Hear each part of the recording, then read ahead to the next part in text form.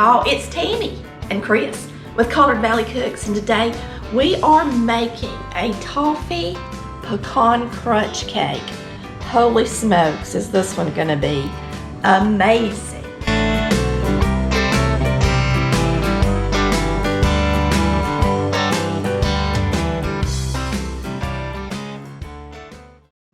We're gonna start out making our topping. Now this topping is going to be a layer in between the cake and on the top, and it's going to be delicious. You're going to be using 1 cup of toffee bits, and I got this brand, Heath English toffee bits, and I've already measured out a cup. So we're going to put this in our bowl. You're going to be using a cup of chopped nuts, and my nuts are really big, so we're going to chop them a little bit more. These are pecans. This is our little pull chopper. It's been on sale this week on the website. Well, Amazon's had it on sale. And I always pull it and then I shake it so that the larger pieces get back to the top, because they're on the bottom when the blade is chopping. And that's good. And we're going to put this in our toffee.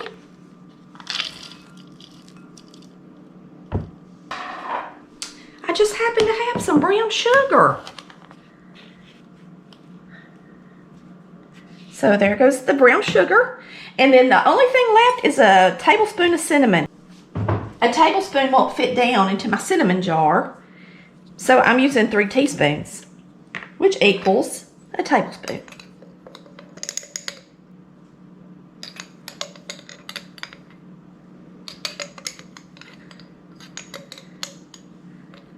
And it's going to take every bit of my cinnamon. I need to fill that thing back up.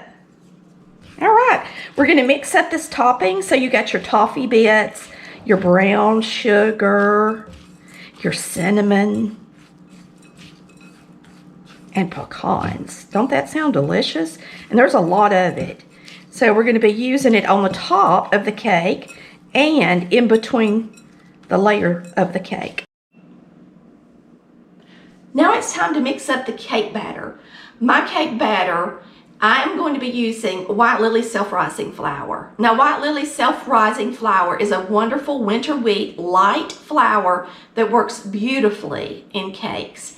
If you cannot get White Lily, I would suggest that you use a cake flour and go ahead and add your salt and baking powder. But today we're going to be using this flour, which is self-rising, and I don't have to add my baking powder and salt because it's already in this flour. Giving you a heads up on that one. I actually have a cake recipe book that was made by expert culinary people, and they say that White Lily self-rising is equivalent to a cake flour. So just giving you a heads up on that one.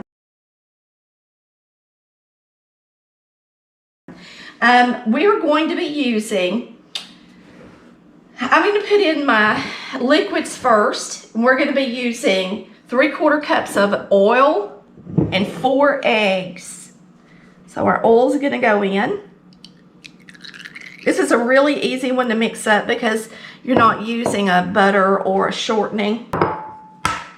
4 eggs. Large eggs.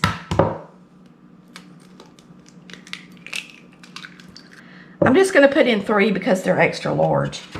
So you're going to use 4 large eggs, but mine are extra large, so I'm using 3. And we're going to be using a cup of water. 1 cup of water. All right, we're going to put our flour in last. So today we're going to be using a butterscotch instant pudding, 3.4 ounce, and 1 vanilla instant pudding, 3.4 ounce. I only had a large box, so I had to measure it out on my weight scale for the vanilla. But it's 3.4 ounce box of Jell-O instant butterscotch pudding going in, and a 3.4 ounce vanilla instant pudding going in.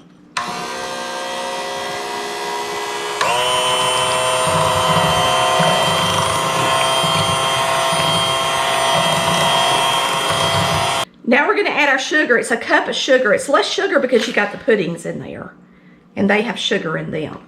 So there's a cup of sugar, and we're going to go ahead and add our vanilla. You're going to put in a teaspoon of vanilla.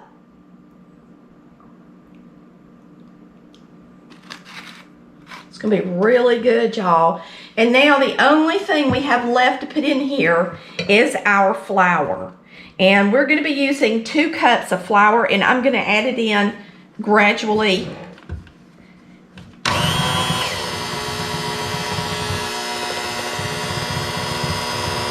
With my half-cup scoop.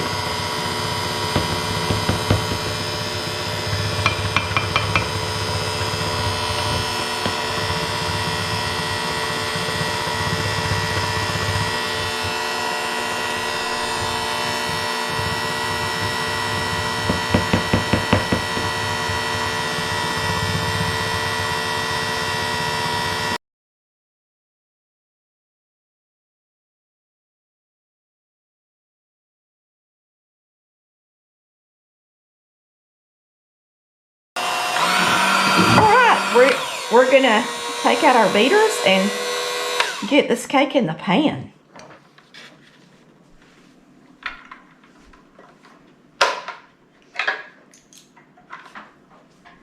Let me taste it.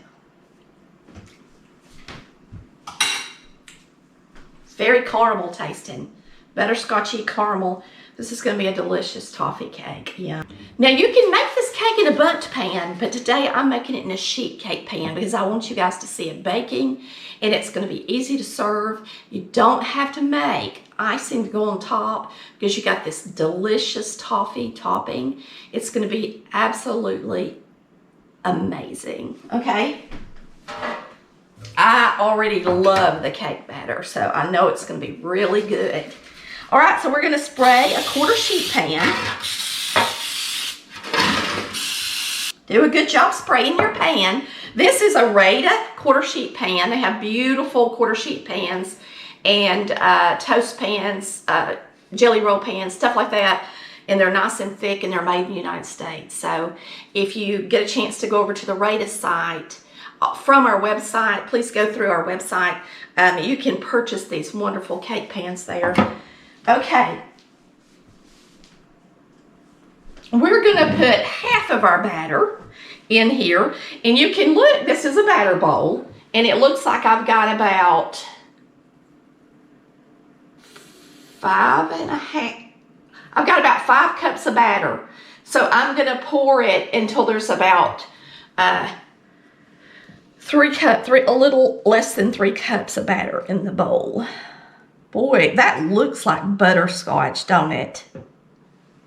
I mean, it looks good. Now let's see if that's about half of my batter.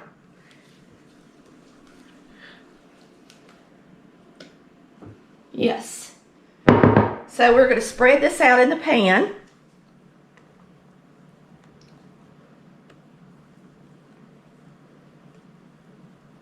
It's a very thick cake batter because of the pudding. You know it's going to be soft and moist with 2 packs of pudding in it. Okay, for the topping, we're going to use half of this topping, and we're going to sprinkle it on here. Make sure you mix it up good.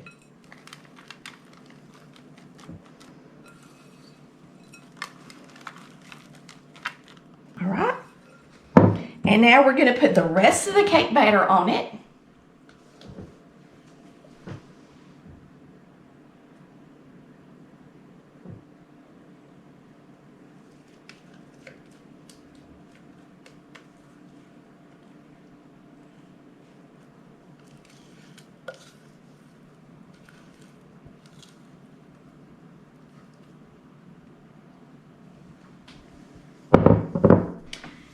This is the tricky part, trying to spread it on top of our topping. I guess it doesn't matter if it gets all mixed up, because this is so thick, it's going to get all mixed up. So I'm just going to kind of scoop it as much as I can to the edges, like so.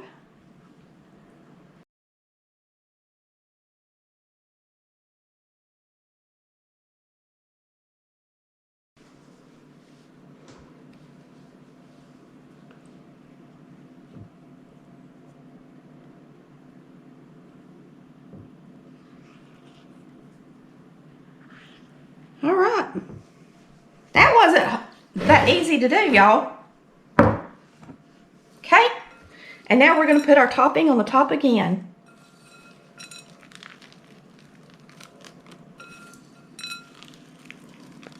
Now this is going to bake at 350 degrees. And it's probably going to take it about at least 45 minutes to an hour to cook. I'm going to do a time lapse so y'all can watch it rise and bake. But make sure you cook it long enough. Once it starts pulling from the sides of the pan, you know it's ready. I'm going to tell you, this is going to be delicious. Woo! And you don't even have to ice it. It's got all that sugar in it already. Okay, let's get it in the oven.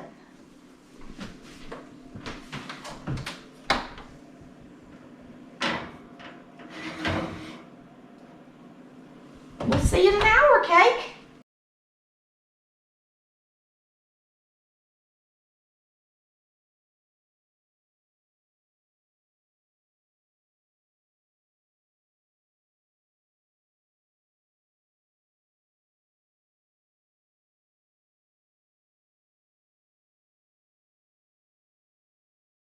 Our cake is ready and it smells so good. We're going to get out this nice cooling rack. I love this cooling rack because you can pick it up on the sides. And it's an OXO brand. Look at our delicious cake. It has been 45 minutes. And oh my Lord, it looks good. Just look at that beautiful cake.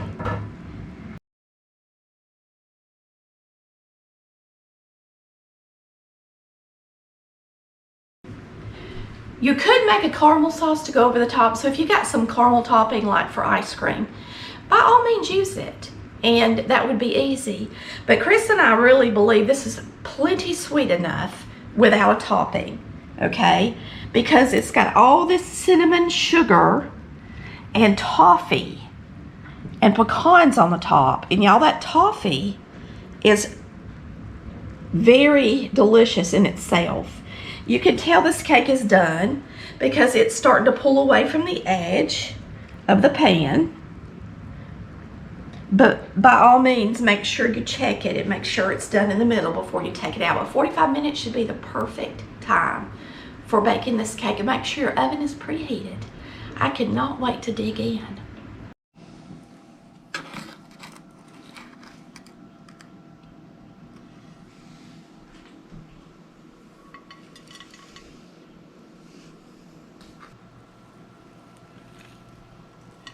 You can see the layer in there. It looks really good. We're going to give it a try.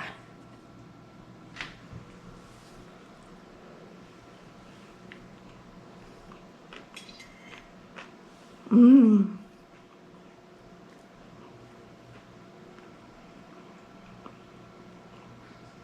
The cake is super moist. Just like a cake mix cake. And it's not a cake mix. It's delicious.